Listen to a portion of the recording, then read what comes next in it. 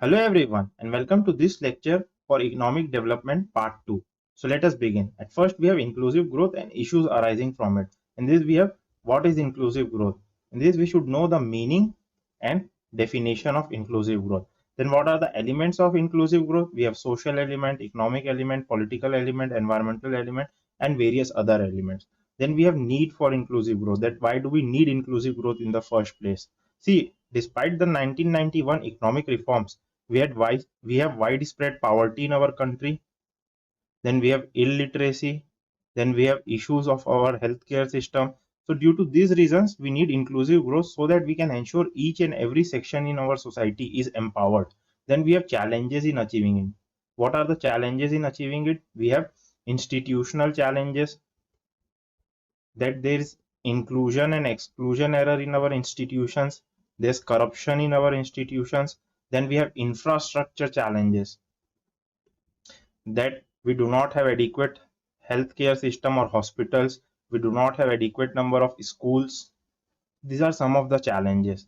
Then we have 12th 5-year plan and inclusive growth. What did the 12th 5-year plan suggested with respect to inclusive growth? Then we have government budgeting.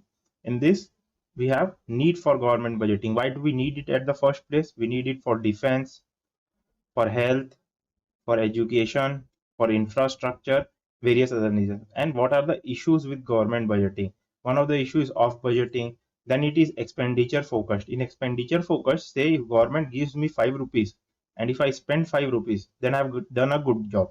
But if the government gives me 5 rupees and if I only spend 4 rupees, then I have done a bad job according to government. So the budget is more or less expenditure focused. Then it is top down. Okay, the budget is made at the top, at the central level, and the departments are given their budget and they have to manage with respect to it. They are not asked that what do they need. The government just throws their budget at the various departments. Then we have fiscal policy. How has been our fiscal policy of late?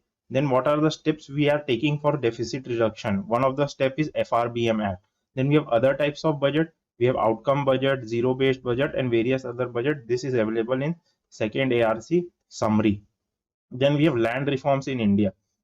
In this you should know the rationale for land reforms in India. Why were they made at the first place? One of the reasons was to give land to tiller. Okay, and another reason was to eliminate the intermediaries or zamindars. These were some of the reasons. Then we have opposition to land reforms, that there was some opposition to land reforms by big landlords and rich politicians. Then we have impact and outcomes of land reforms. See, the positive impact were that the land was given to the tiller.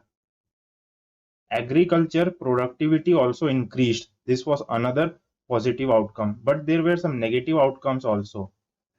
In negative outcomes, we have that the tillers were thrown out from their land due to the reason that zamindar wanted all the land for themselves. So these were some of the negative outcomes. Then we have problems in current system and need for updated land record. See, the current system, the land records are presumptive and they are not conclusive. So you cannot prove that the piece of land belongs to you, and this leads to various court cases.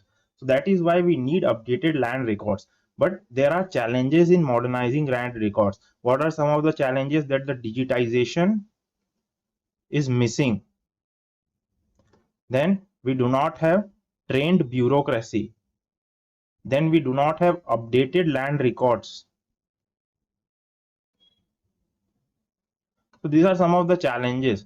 Then what are the recent initiatives which have been taken? There has been model land leasing law by Niti Aayog, and digitization of land record or the Aadhaar for land is introduced. Then we have effect of liberalization on the economy. What have been the impact on different sectors of the economy with respect to liberalization in primary sector, in secondary sector, in tertiary sector? Then we had some ill effects of liberalization, like socially we are now moving towards nuclear family. This is leading to depression at times. Then in economic sphere, we have rising inequality. The inequality is rising day by day. Then in environmental sphere, there's pollution, there's degradation of land and air, etc. So these are some of the ill effects. Then we have changes in industrial policy and their effects on industrial growth. Industrial policy before 1991, you should have a brief overview. Then industrial policy after 1991, how it has been, and the linkage between economic reforms and economic outcomes, that what economic reforms we have made and how they have translated into economic outcomes. Then we have weakness and failures of industrial policy. One of the weakness and failure has been that India has not been able to become a manufacturing giant. We have not been able to make ourselves manufacturing giant like China. So this is one of the biggest weakness or failure of our industrial policy. Then we have national manufacturing policy, SEZ, and Make in India. This should be known by us. Then we have infrastructure. In this we have energy, ports, roads, airports, railways, logistics, etc. In this you should know the issues with respect to them, okay, how this can be improved, and the way forward.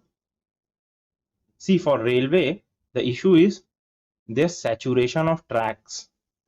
This leads to accidents, and also the railway tracks are not available for repair and maintenance due to saturation. Now how this can be improved?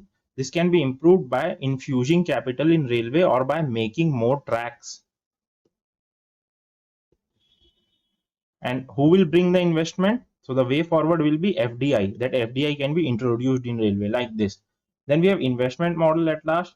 In this we have capitalism, socialism, and communism, various models. And why do we have mixed economy? Both of these should be known to you in overview. You should just have brief knowledge about these topics. Then we have types of investment models, BOT, EPC, HAM, and unity model, etc. Then the problems in infrastructure financing. What are the problems? Like external commercial borrowing has become hard due to increase in dollar rate. Okay. Then in COVID times, we have been facing a liquidity crunch